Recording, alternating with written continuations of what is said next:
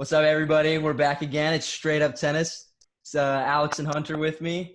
And big exciting news for all of our viewers is that Alex just made an Instagram. It's official. He's on Instagram. Put his username in the bio, so make sure to go and give him Congratulations, a Alex. follow. Thanks. Yeah, I said it last time, but I'm going to be following back all of the listeners, and it's going to be great. So I'm actually recording here from Hunter's bedroom right now. Me and Hunter are hanging out right now. Hunter's in somewhere else. Also, be on the lookout for giveaways off of his Instagram. So that's where we'll be doing.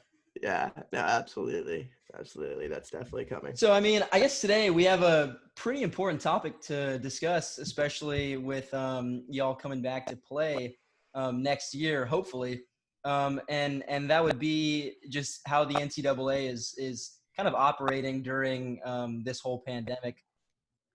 So yeah, all of us, we played tennis for Southwestern University, Division III school in Georgetown. So yeah, do y'all have any insight on how the NCAA is actually looking, or? Yeah, let's just go over initial thoughts of the season.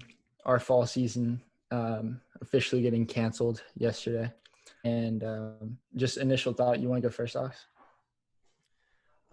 Yeah, I'm not gonna be there next year, but I'm still in close contact with a lot of the guys. So I heard, and actually my girlfriend plays on the team. Shout out to both of the Ninas who are here. Hunter's girlfriend's also Nina, and they're best friends, which is hilarious. And they're here. So, but yeah.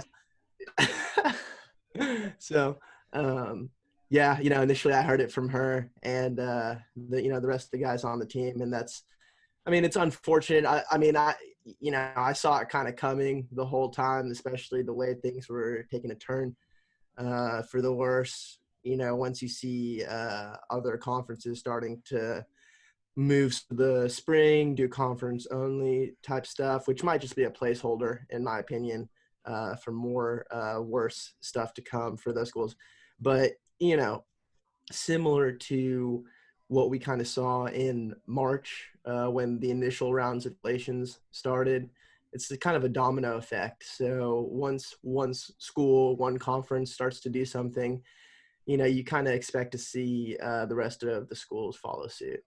So in that regards, I wasn't very surprised, but it's still, disappointing because at this point we're months into this whole thing, this whole pandemic, and really nothing's changed at all. Yeah, you know what I mean? Like, there's still better now for sure. Yeah, exactly. You would expect things to change at least a little bit, and what we're starting to find out is that's probably not going to happen until we get a vaccine. Yep. So, what about you, Jeremy? Any initial thoughts? Yeah, Alex kind of said it really well, but it's really sad, especially to have like all of this, I guess, hype around like incoming classes coming through, and like they're obviously excited to start off their collegiate tennis career, collegiate sports career in general, and a lot of them, if not all of them, aren't going to be able to do that. And so there's kind of just this season. Tennis is great because you have the fall season, it's more individual, and then you have the spring season, that's where you have the dual matches, and that it's essentially just like another lost season. The good thing is that if those schools can manage this properly, that people will still be able to practice, people will still be able to train and get ready for the more exciting spring season. But it's still really, really sad that a lot of people who are going into school are given just a small glimpse of what everything is actually about. Yeah, I was gonna say before you go, Hunter, I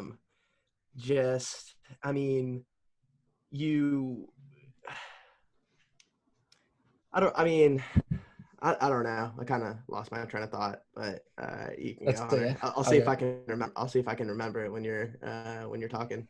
Yeah. So as a player going to my junior year, so I would be playing this fall, and my first thought goes to losing in the finals of the doubles regional last year, and kind of looking trying to obviously go back and win that this year. that's obviously disappointing to not be able to do that. But as far as tennis goes for the fall season, that's really all it is. It's not that big of a deal in the grand scheme of things. Obviously, we have our team season in the spring where it's more intense, more fun. Travel around a lot more. That's our true Yeah, it's our true season. This is just more of like it's an individual tournament where you're playing singles by yourself. It's kind of like almost like juniors. I remember now when you were talking about this, what I was going to say. It's just that like losing this season for us, you know, we have 2 seasons, but technically this isn't really our actual season, and it's it's sad for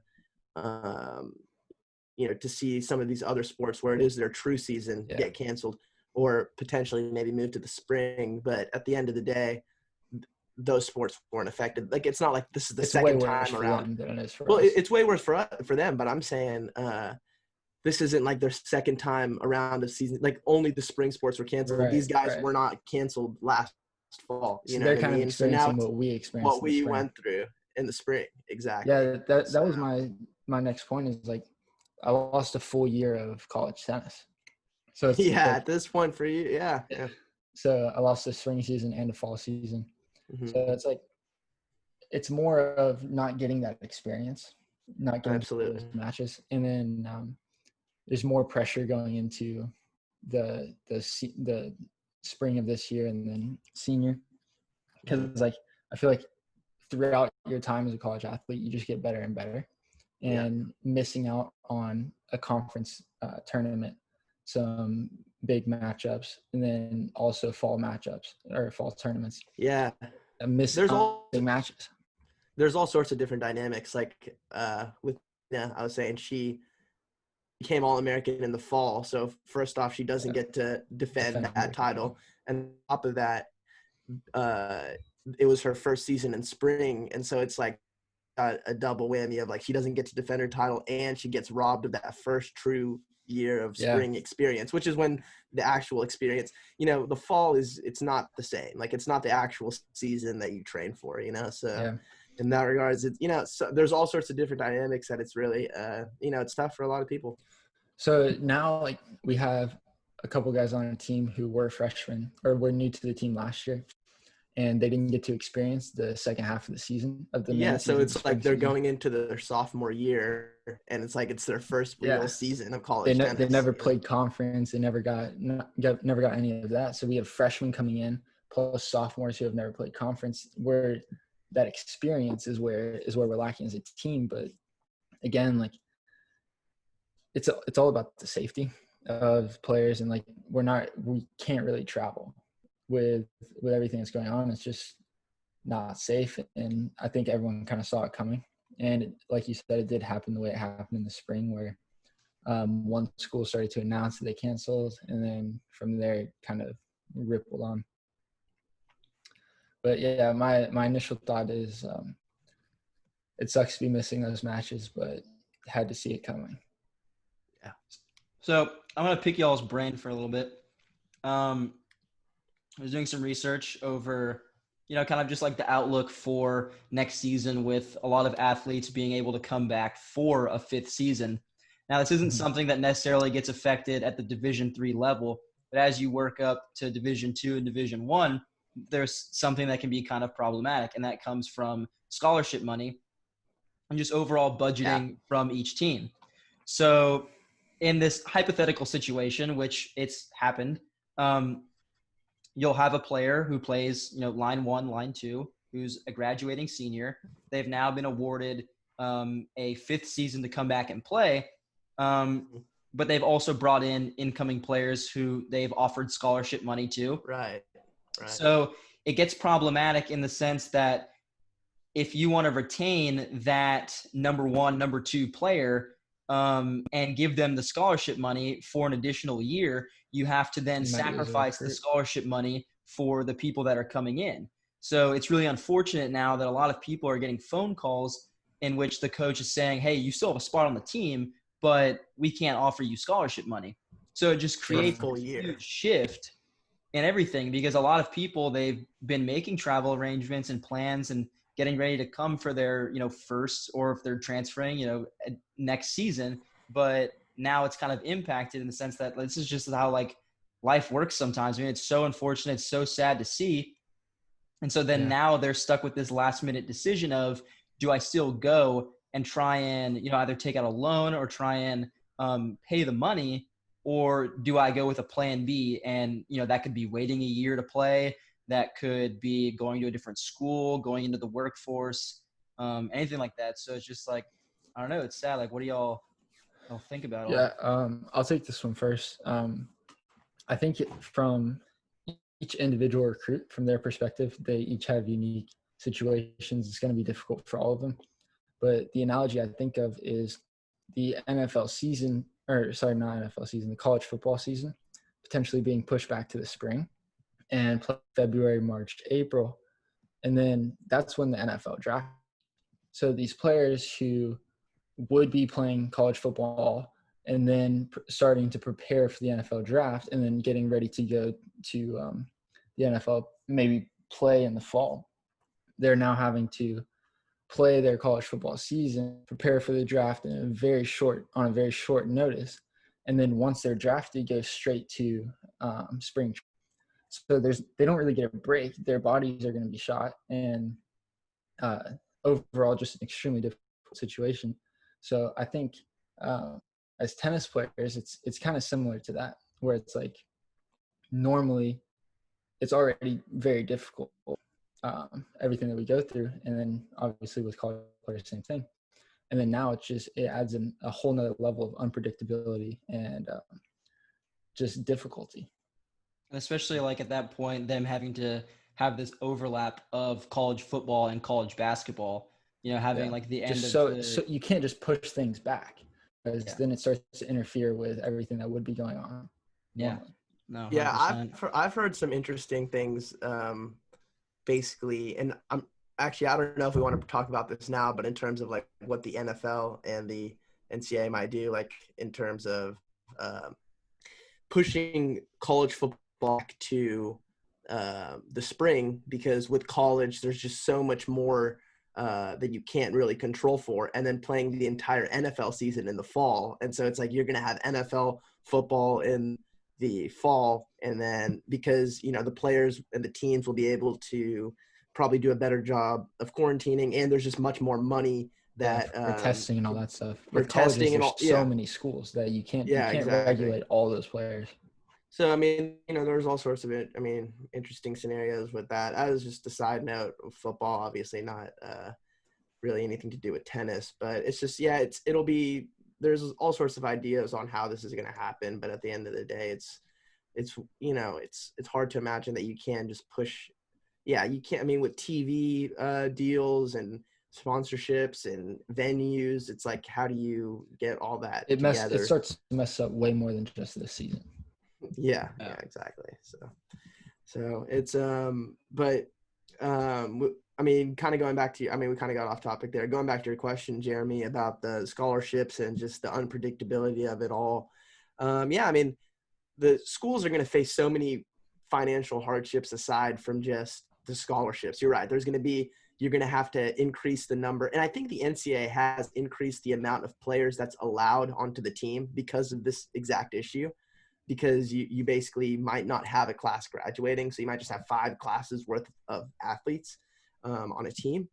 And there's only a certain amount of players that you can have on all these teams, even tennis, I believe. I don't know. But, I mean, with the scholarships, you're right. I don't think the schools are getting more scholarships. And, even if they were allowed to, with the current financial hardships of a lot of these schools, I don't know if they'd even be able to pay for the additional scholar, Yeah.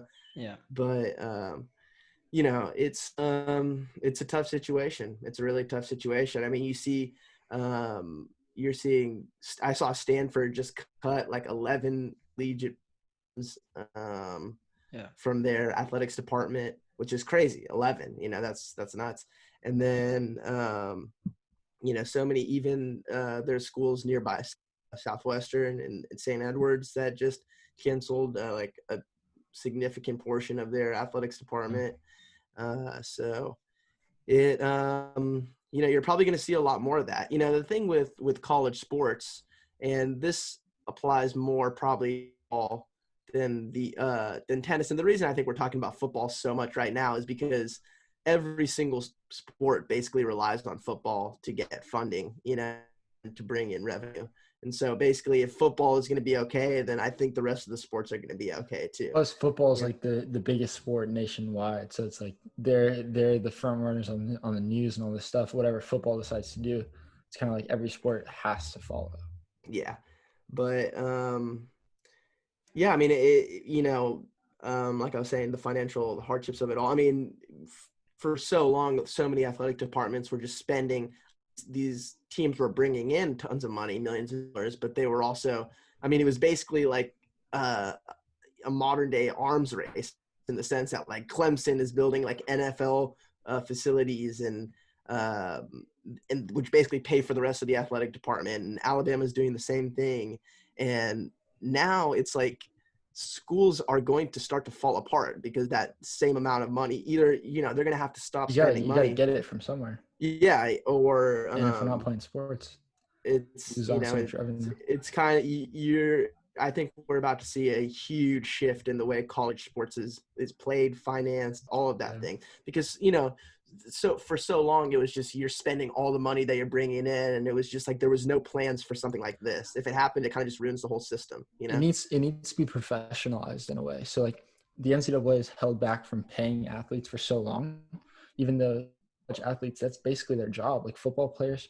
And I know even tennis players, top division tennis players, yeah, they train and they play all day long, and it's like they're bringing in so much money for these schools and for the NCAA, and they're not getting anything from it. Whereas the NFL, they have like rules and a system and all this stuff, and it's much more clear, it's much more clean. It's a smaller with 32 teams instead of an entire nation's worth. Yeah, it's a lot different, but you can still professionalize it in some ways where I think it would help the situation. And it's kind of where the NCAA needs to go anyway. And now's kind of a perfect time to head that direction.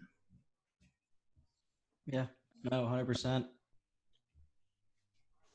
So what do you have to say about it, Jeremy? I know it was your question. So I mean, I felt like I covered everything that I really wanted to say about it. Just more so that like, yeah, just overall, it's really, really sad that that scholarships are not as accessible.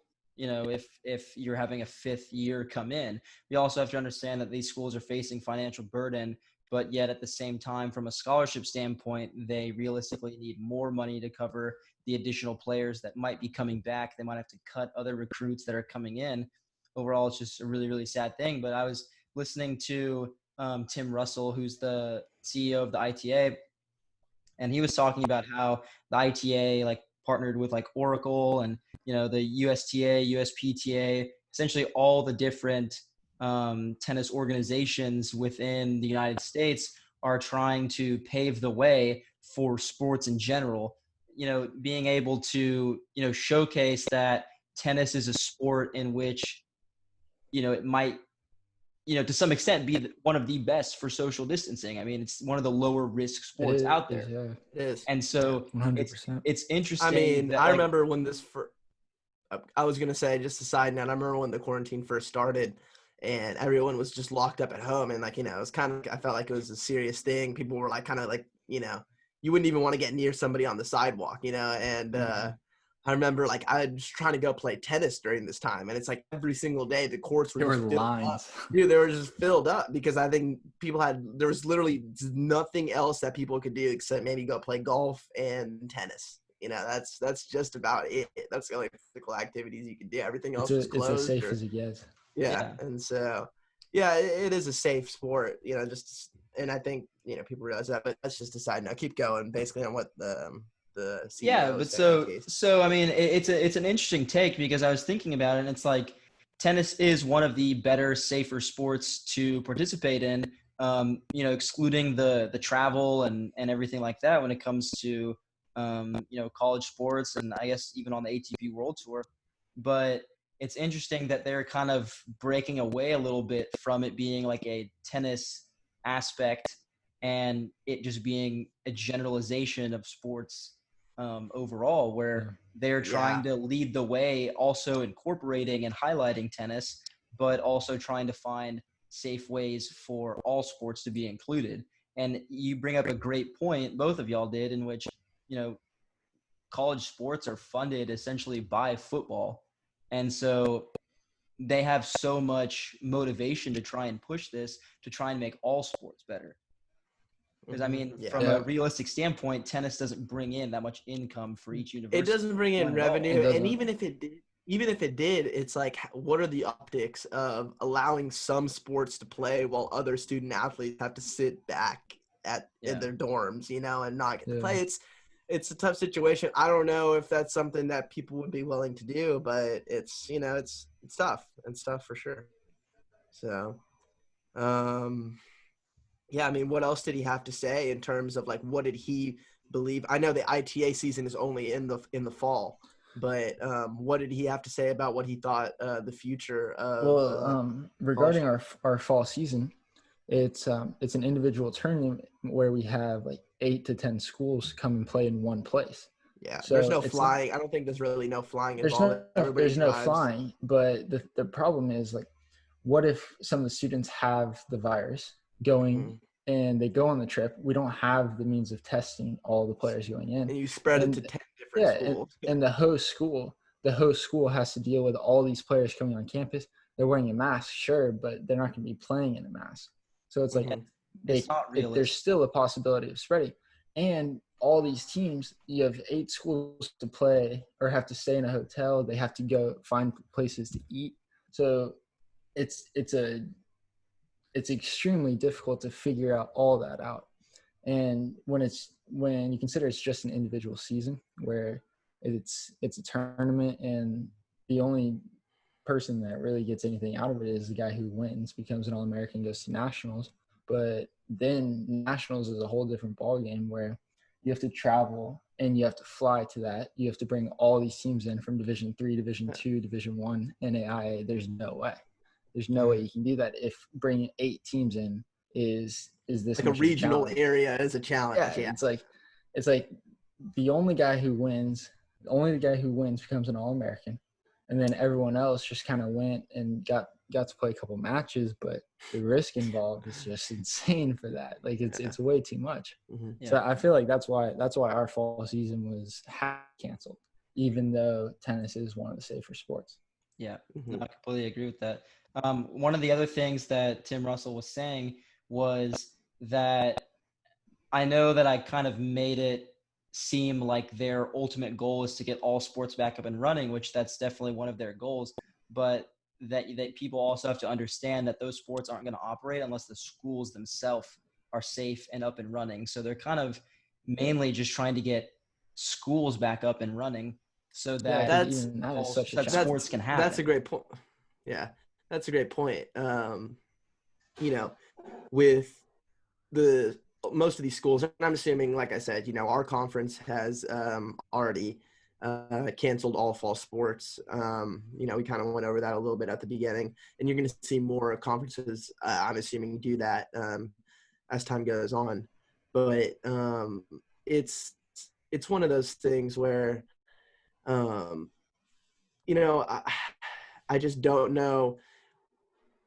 You know, the fact that you're talking about trying to get schools up and running. The fact that they canceled sports right now, and probably in efforts to just try to get schools up and running, probably bodes well for sports happening in the spring, solely because if while trying to get schools up and running, we also have sports going on, and somehow the virus infects our school, stems from a sports related incident, you're basically, you got to shut down sports for the rest of the year. You know what I mean? So it's like, by them canceling sports now, they're easing into it, and they're, you know, kind of maybe holding out hope for the spring. Yeah, that's a great point, because most student athletes are going to end up getting jobs. They're not going to go pro in the sport that they're playing. So school, you have to be treated as a student first, because that's where your future lies.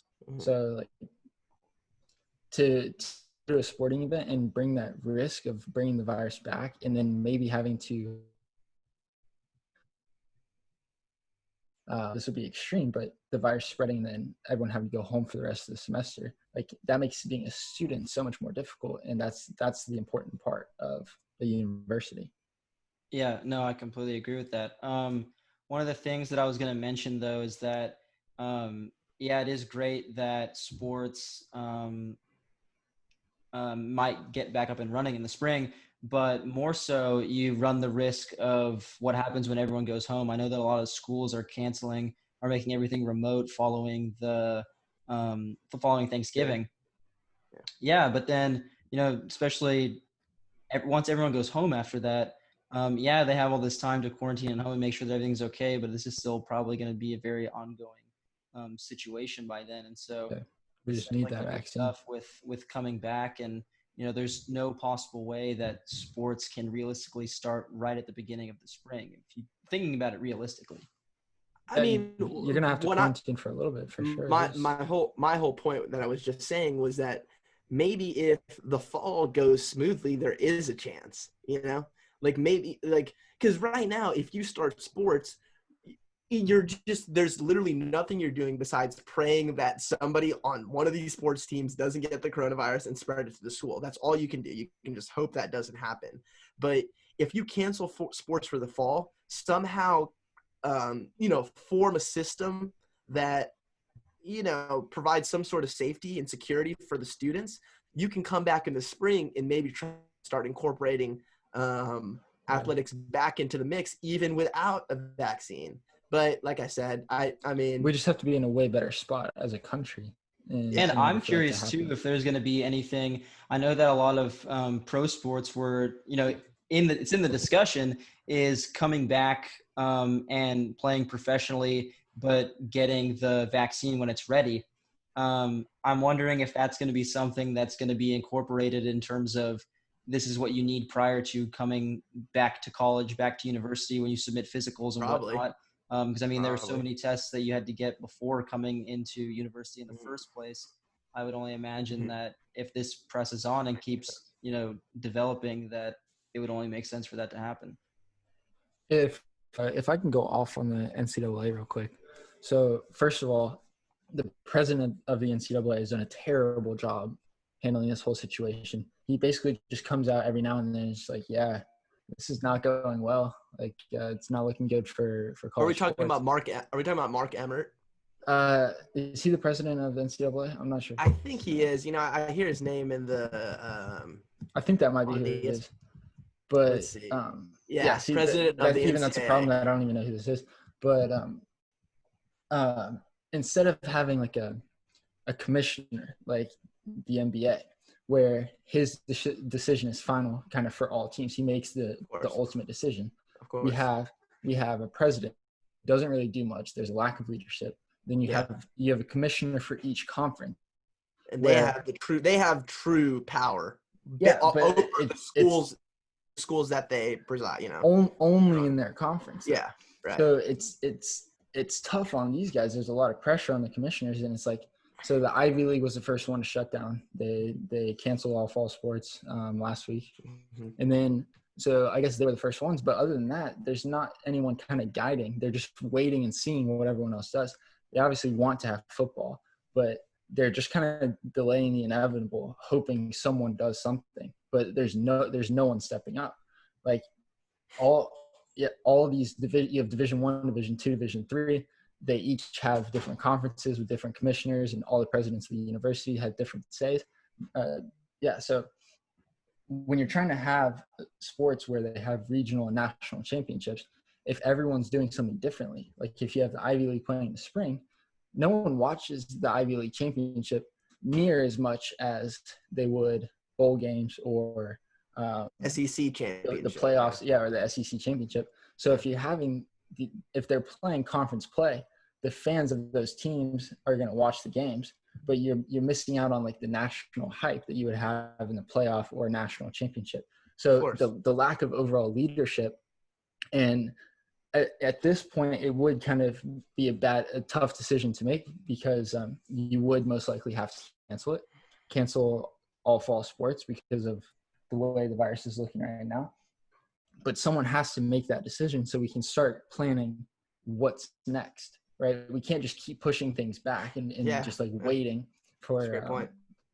For something to happen, because then we're basically waiting for a vaccine. We need to be, okay, this is where we're at. Unfortunately, we have to cancel fall sports. We need to figure out what's next. We need to have the whole nation on the same page going forward, and we need to find a solution.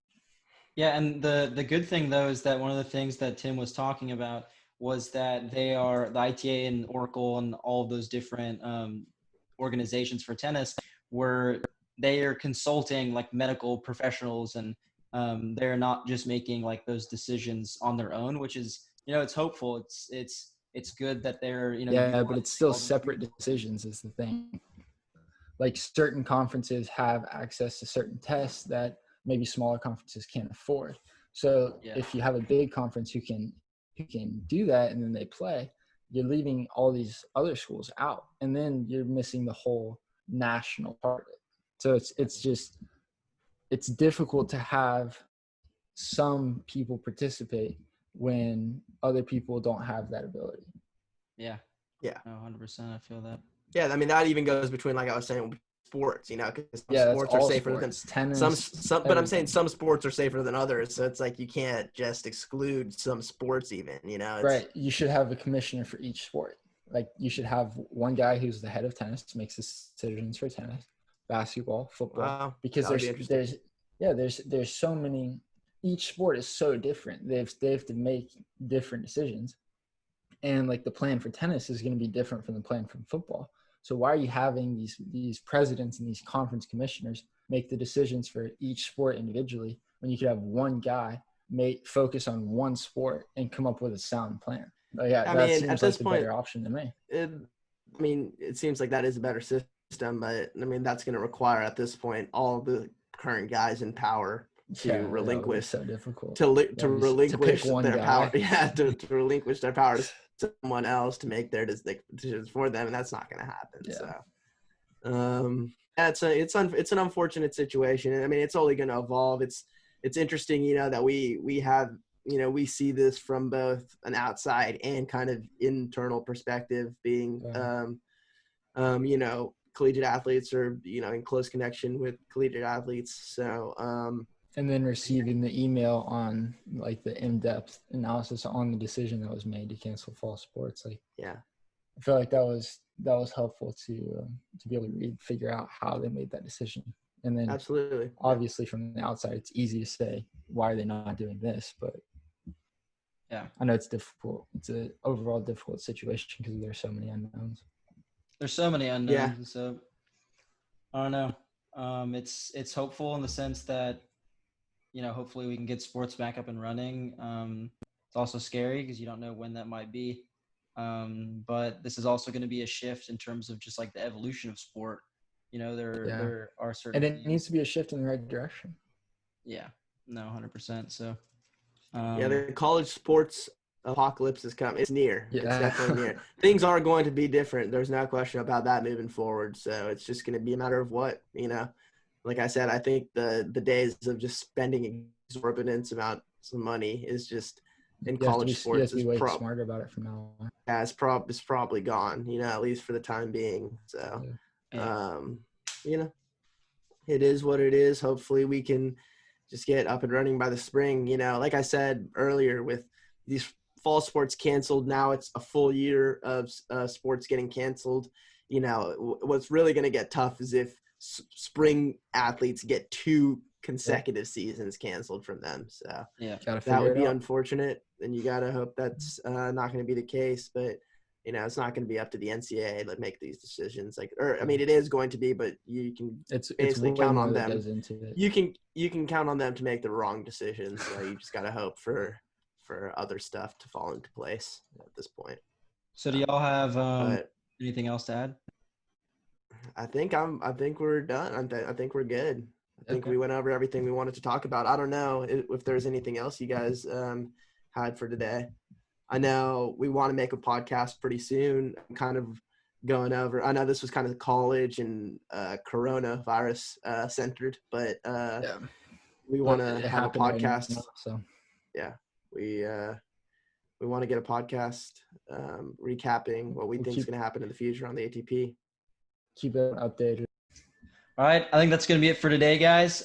Make sure to like, comment, and subscribe as usual. Let us know if you have any questions just about the NCAA overall. This is an ongoing process. There's lots of changes that are happening day in, day out. So we'll try and answer that to the best of our ability and give you insight on that. Next podcast, we're going to be getting back to the ATP World Tour. That's about it. Thanks, guys. Yeah. Yeah. See Any you guys. questions? Find us on social media. Comment. We'll get back to you. Yep. See you guys. See you. See you.